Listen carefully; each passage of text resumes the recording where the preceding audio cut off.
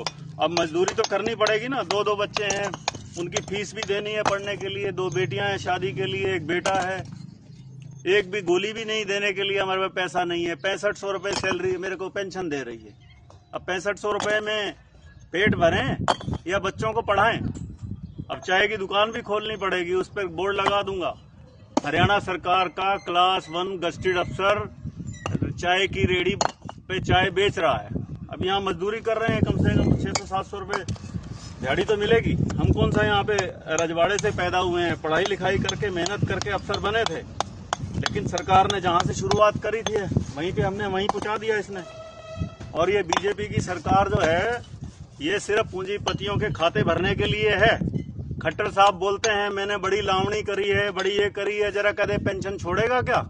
हरियाणा राज्य की उसको इतनी चिंता है, हरियाणा राज्य की उसको चिंता है कि 2030 तक दिवालिया हो जाएगा। और अभी बोल रहे हैं पिछले 3 महीने में हरियाणा ने 7500 करोड़ रुपया जीएसटी का इकट्ठा किया है। एक तरफ से तो दिखाते हैं कि हमारे पास बहुत सारा पैसा है, और दूसरी तरफ दिखाते हैं कि हम दिवालिया होने जा रहे हैं। ये दो स्टेटमेंट क्या है?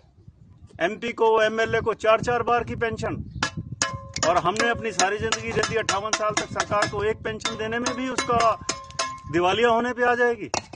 ये बीजेपी के नए कंसेप्ट आ गए हैं, सिर्फ बेवकूफ बना रही है देश की जनता को।